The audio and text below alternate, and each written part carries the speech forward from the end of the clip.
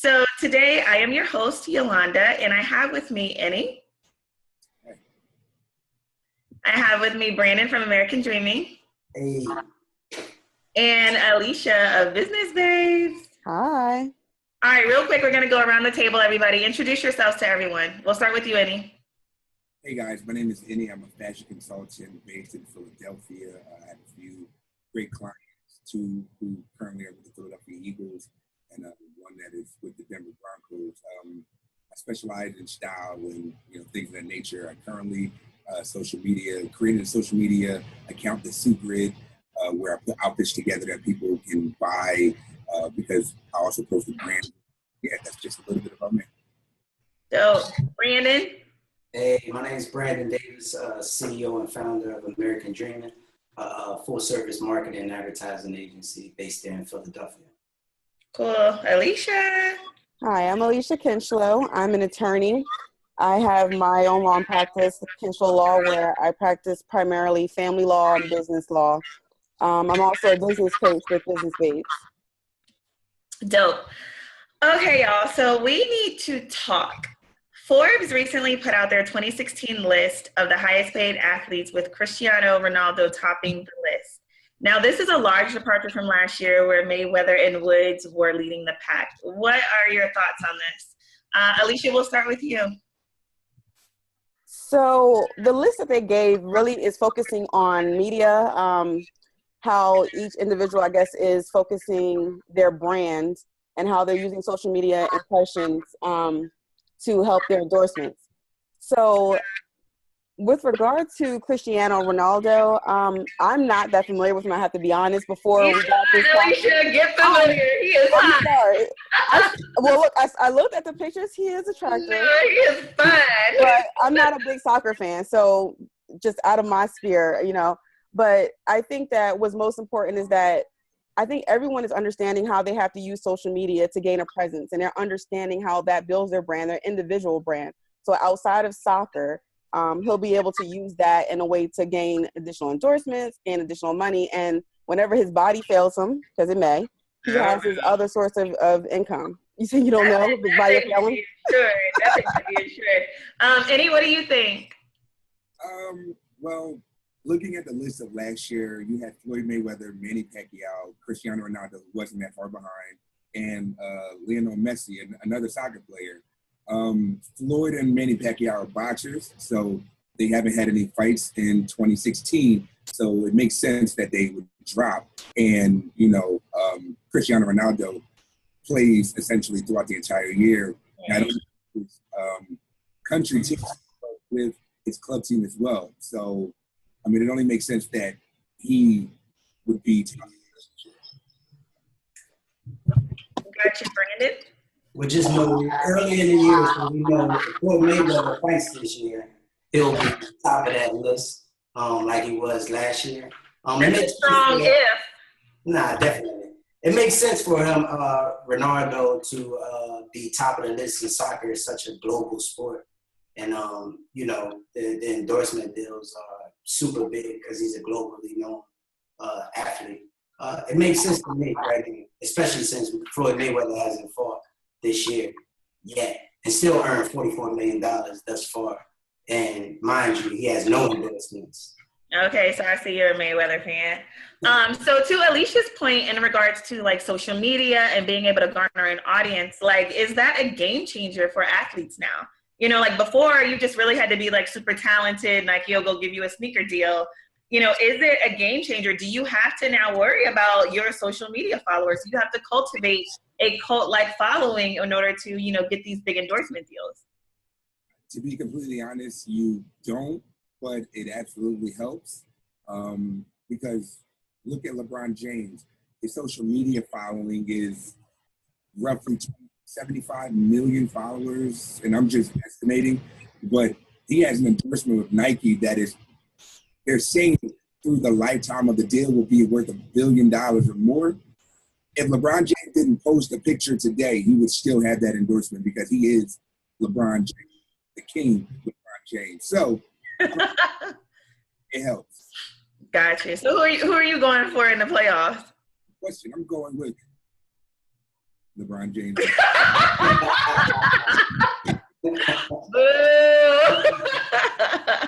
Alicia, what do you think? I mean, I think if you're LeBron James, you know, basically you're LeBron James. There's not a whole lot more that you have to do. The endorsements are probably coming. I think if you're that step below, you're that other person on the team, I think you do have to do a little bit of work. You have to show Nike that you're worth the endorsement. So I think, you know, even the LeBron Jameses, the Steph Currys, they still get out there. They still know they have this requirement to push their social media presence. So, you know, the King may not have to do as much work as some of the others, but I think that everyone has to have a social media presence nowadays. I think it's almost a requirement. Yeah, I think they have to have a social media presence if they're ambitious about doing other things outside of, you know, sports, and maybe trying to set that up where they could get endorsements and, you know, if they're ambitious about acting, they can make it out into those different realms. But I think it's more important for the athletes who are less talented. So, you know, they're able to develop and find new avenues to generate revenue. I mean, LeBron James and the top people in the field, they're going to get there regardless. You know, so I think it's all about active sports. So I think it is important for them to start develop that because they are thinking active sports. Right. And, you know, the thing about Cristiano is like he's the most popular on social media, like versus anybody, any industry, anything. Like he has the highest number of followers. And so that's definitely attractive to. But also it's because of his sport, though. It's also because of his sport. And because he's fine. Like, he's fine. I just looked at him and was just, okay, really? All right, so pause. And moving on to, you know, another sports-related theme. The Philadelphia 76ers, they recently donned jerseys with StubHub on them. And so, you know, kind of tying that into football, how do you all feel about the look of that? I see you shaking your head, and I know the fashion stylist is just like, nah. But you know, how do you feel about basketball taking a page out of soccer's book? I think that it is the worst thing that you could possibly do because at the end of the day, their whole concept is to make money, right? So these companies that are going to be putting little logos here, one day it's going to be small, the next day it's going to be huge. You know what I mean? It doesn't make sense. Do we want our jerseys to look like NASCARs? You know what I mean? Because NASCARs have so many different logos on them, and I just think it's really ridiculous. But what do you do when you are the 76ers and you can't pack a house? You try to find more money through these huge endorsement deals like StubHub and what's that other one, huge one that people are doing? When people can like gamble, I forget what it's called, but like that is already like on the courtside seats. So it only makes sense, but I hate it. I hate the whole idea about it. I think it's about the time that they did it. I think it's a smart idea as long as they do it right. I think it's a super smart idea. Why not? You know, it's real estate that you can use, and it's an untapped market, and almost every other sport does it. You know, so why not basketball? They do it with whoever sponsors the jerseys that year, the official jerseys of the NBA. So, you know, putting another one on there. I'm not saying make it tacky where it's, you know, completely cluttered with logos. You know, why not? That's what we're going to be going to. Like, that's what's going to happen. No, because if you can sell it, you can sell it for a premium price by just having one and making it super exclusive to one person. And then you don't have to sell a bunch of space on the actual jersey. But if a team decides that they want to make more money, why would you make it exclusive? You understand? But the teams are not going to be able to do it. The team still has to follow the NBA's rule. So they won't be able to just clutter their jersey with, you know, different sponsors. They will be able to, you know, you're able to have a sponsor here or something like that. They won't let you just run wild with it. And it has to have some kind of uniformity with the whole rest of the NBA. Until they do. You're okay with it as long as it's like, you know, one or two. But once it begins to get tacky, then it just gets a little tricky. Exactly. And I see NA's point about it being a slippery slope, basically, is where does it end? You know, is when you put that little logo right here, right now, I guess what they're saying is that they're not going to sell it corporate. They're not going to sell it outside of, I guess, the stadiums or whatever, to fans with the logos on it. but that'll change. You know, if it's enough money, it'll change. And that's what it'll come down to. One of my concerns when I first saw this was, how do the players really feel about it? What type of insight or, you know, information are they allowed to give? Now I have to wear this brand that I may or may not really care about. And then the other part was, how are they getting compensated for it? So there is a breakdown. I think they have it where half goes to the team and then part of that goes to the players. So they are getting something from it. But again, I do feel it's a slippery slope. It reminds me of what in boxing, where everybody had GoDaddy written on their backs, and you know, and it just felt tacky. I don't know. Yeah, yes, it felt tacky, but it also felt very restricted. I don't know. I feel like it almost dehumanizes the individual, because now they're walking billboards for some company.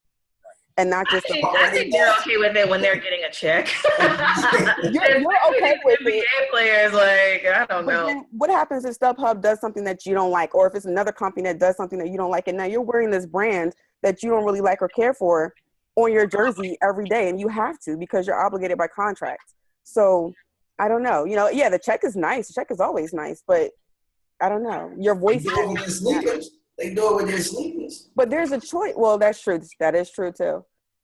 That is true. I think I get a little ding point right there. That is true when it comes to the sneakers, but I think with the sneakers, there's a more limited amount of companies that they're going towards. Where, you know, how limited is it for putting a brand on a jersey? You know, Steph Curry has to stick by his sneakers. Oh, God. He may not like how he looks, by his sneakers either. See, there's a perfect example of somebody who doesn't want to stick by something, or shouldn't want to at least. Stick by him, though. Those sneakers are horrible. They're great. And his wife said they're great. Yeah, she just co-signed that because she had to co-sign that. They don't mind. But she's sad now. But inside, she's sad that she had to. So. She's sad. Every time you say slippery slope, I think of that movie Dope, and like some bad guys are just gonna come through here. Like, if you have not seen that movie, you have to, and you have to look at their definition of slippery slope. It gets it gets real tricky. So that was like a really, really dope exchange. I will definitely say for question one, I think Annie might have pulled that one out with the stats and the Forbes. And then the second one, man, it was a tough battle between Brandon and Alicia, but I think Brandon might have pulled it out. I don't know. No. Final question. I know, Alicia, I love you. Smart. Non-biased. And DJ Khaled's entered the room. All right. So he filed for bankruptcy to avoid having to pay Hulk Hogan for his video leaking. Was that smart? I mean, I don't know that much about bankruptcy, so you know, we'll see. But was it smart for them to do that? I mean, you there's a lot of people that do. We have 50 Cent doing that right now for the same reason, to get out of paying that settlement that he's supposed to pay. He needs to pay that lady her money. He was wrong.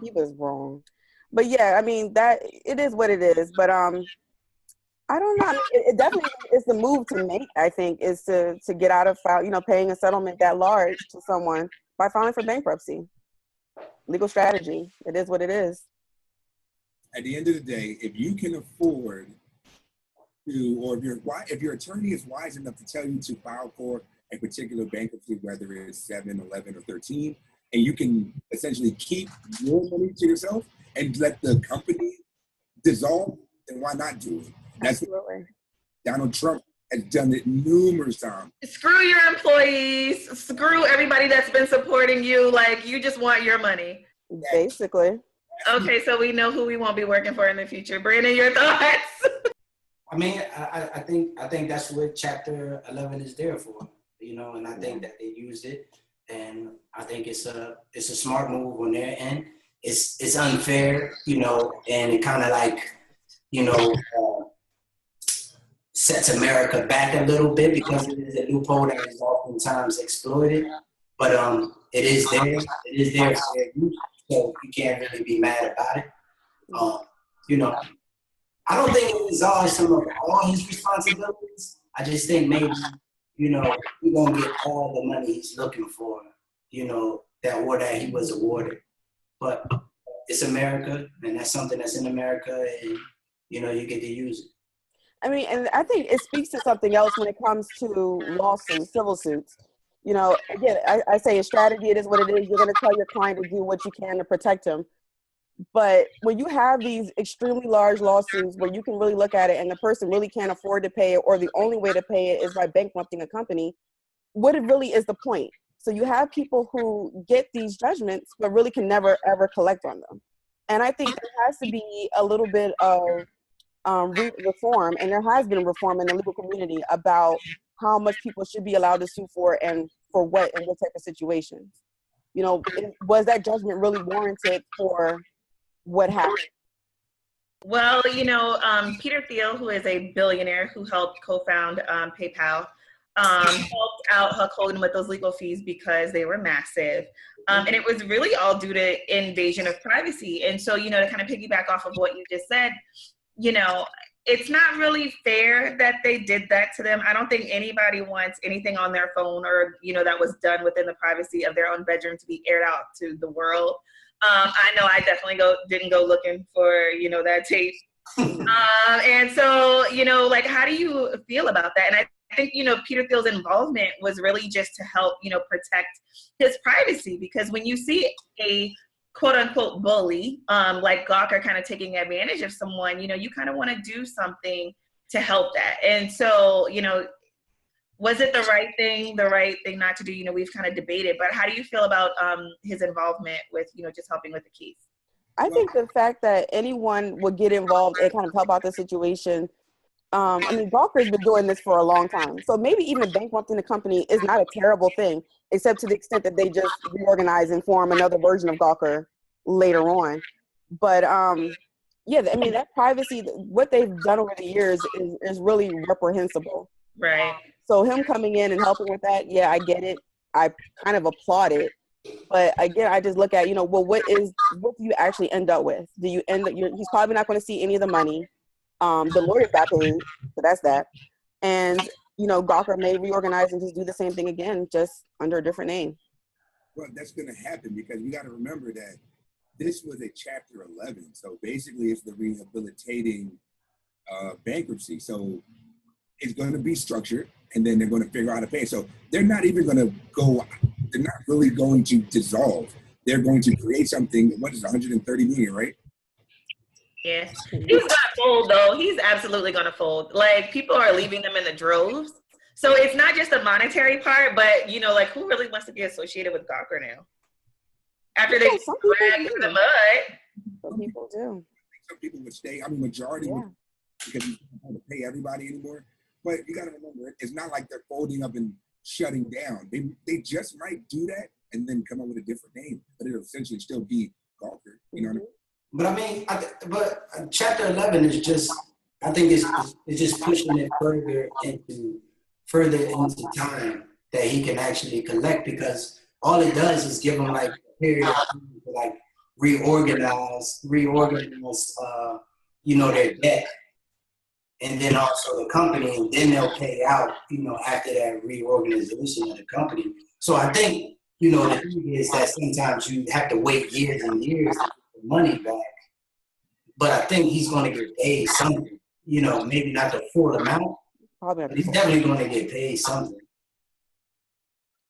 Yeah, you know, if I was Hulk Hogan, like, there's one side of doing business and then there's another. Like, I would seriously be with, like, Macho Man Randy Savage and the rest of those. Right, like, come on, brother. Don't run me my money. Right, we can handle this in court. We can handle this in the street. Like, you're going to run me my money. So this is so dope. Alicia definitely took that hands down. Probably the lawyerly in her, the lawyerly phrases, I don't know. But we got to figure out a new scoring system, because it's like 1, 2, 3. Everybody wants one.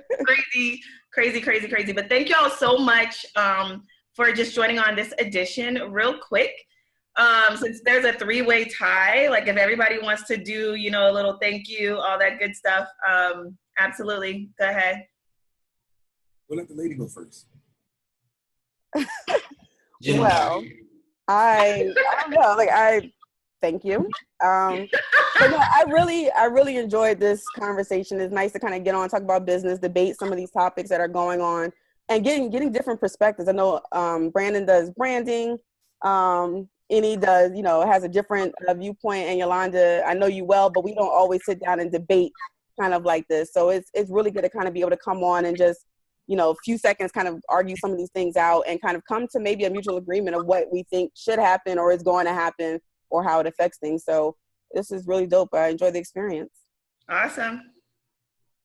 Brandon. Hey, well, I want to say thank you for inviting me on the show. Absolutely. This is actually the first time when a woman said we need to talk it in so I'm appreciative of that. And like I said, it was a good time, and thanks for the invite. So, any? Phenomenal. I enjoy myself. I personally think that I won every debate, but by that. But yeah, if anybody ever has any fashion questions or concerns, please feel free to hit me up on my social. And I've done some work with Blavity. I'm not sure if you're all familiar with Blavity, but we can be doing them in the future. I've done 2 social media takeovers for them, so I am very well versed when it comes to social media as well. Fashion, social media, that's my thing. So thanks for having me. Awesome. So I'll make sure that I put everybody's contact and information within the show notes so that you all can keep on top of what everybody's doing. Thank you all for joining us, and until next time.